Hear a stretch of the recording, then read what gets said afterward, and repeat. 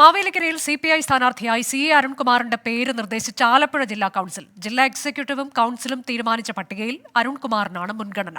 മനീഷ് മഹിപാൽ വിവരങ്ങളുമായി. മനീഷ്, നേരത്തെ രണ്ട് ഘടകങ്ങൾ, അതായത് കൊല്ലവും കോട്ടയവും തള്ളിയിരുന്നു. ഈ പേര് മൂന്നാം സ്ഥാനത്തേക്ക് എന്ന തരത്തിൽ റിപ്പോർട്ടുകൾ നമ്മൾ കണ്ടതാണ്. പക്ഷേ ഇപ്പോൾ ആലപ്പുഴ ജില്ലാ ഘടകം ഒന്നാമനായി തന്നെ അരുൺകുമാറിന്റെ പേര് പരിഗണിച്ചിരിക്കുന്നു എന്നതാണോ?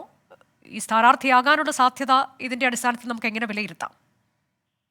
അനുജ പറഞ്ഞതുപോലെ തന്നെ നേരത്തെ രണ്ട് ജില്ലകൾ, അതായത് യഥാർത്ഥത്തിൽ 3 ജില്ലകൾ ഉൾക്കൊള്ളുന്നതാണ് ഈ മാവേലിക്കര ലോക്സഭാ മണ്ഡലം. അവിടെ നേരത്തെ ഹാട്രിക് വിജയത്തിലൂടെ കൊടിക്കുന്നിൽ സുരേഷ് തന്നെ ഇത്തവണ, അതായത് ഹാട്രിക് വിജയത്തിന് ശേഷം ഇത്തവണയും കൊടിക്കുന്നിൽ സുരേഷ് ആകും UDFന്റെ സ്ഥാനാർത്ഥി. അതുകൊണ്ട് തന്നെ നല്ല ശക്തനായ സ്ഥാനാർത്ഥി വേണമെന്ന ആവശ്യം നേരത്തെ തന്നെ ഉയർന്നു. ഒരു പൊതുവികാരം, യുവ നേതാവ് വേണം, യുവരക്തം വേണം അവിടെ എന്നുള്ള ഒരു ആവശ്യം നേരത്തെ തന്നെ ഉയർന്നുവന്ന പേരാണ് AYF നേതാവ്, ഒപ്പം തന്നെ കൃഷി വകുപ്പ് മന്ത്രി P പ്രസാദിന്റെ അഡീഷണൽ പ്രൈവറ്റ് സെക്രട്ടറി കൂടിയായിട്ടുള്ള CA അരുൺകുമാറിന്റെ പേര് ആദ്യം മുതൽ തന്നെ ആലപ്പുഴ ജില്ലാ ഘടകം ഉയർത്തിക്കാട്ടിയാണ്. പക്ഷെ അത് കോട്ടയത്തെയും കൊല്ലത്തെയും ജില്ലാ കൗൺസിലും എക്സിക്യൂട്ടീവ് യോഗവും ചേർന്ന് അരുൺകുമാറിന്റെ പേര് മൂന്നാം സ്ഥാനത്തേക്കാണ് നിർദ്ദേശിച്ചത്. ഇവിടെ 3 പേരിൽ ആലപ്പുഴ ജില്ല ഇന്ന് രാവിലെ കൂടിയ ജില്ലാ എക്സിക്യൂട്ടീവ് യോഗം, ഒപ്പം തന്നെ ഉച്ച കഴിഞ്ഞ് ഇപ്പോൾ നിലവിൽ ചേരുന്ന ജില്ലാ കൗൺസിൽ യോഗത്തിലുമൊക്കെ തന്നെ ഉയർന്നു വരുന്ന പേര് CA അരുൺകുമാറിന്റെ പേരാണ്. രണ്ടാമത് MC സിദ്ധാർത്ഥന്റെയും മൂന്നാമത് AYF നേതാവ് സന്തോഷ് കുമാറിന്റെ പേരാണ്. നേരത്തെ തന്നെ സംസ്ഥാന ഘടകം അടക്കം ചർച്ച ചെയ്ത പേരാണ് CA അരുൺകുമാർ. പക്ഷെ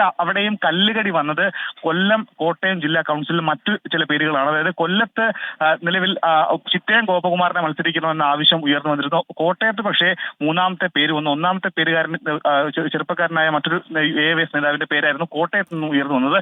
എന്താണെങ്കിലും നാളെ അല്ലെങ്കിൽ മറ്റന്നാള് ഈ CPI തന്നെ ഔദ്യോഗികമായ സ്ഥാനാർത്ഥിയെ പ്രഖ്യാപിക്കുന്ന പശ്ചാത്തലത്തിൽ മാവേലിക്കരയിൽ ആരായിരിക്കും മത്സരിക്കുക എന്നുള്ള കാര്യത്തിൽ ഉടൻ തന്നെ തീരുമാനമുണ്ടാകും.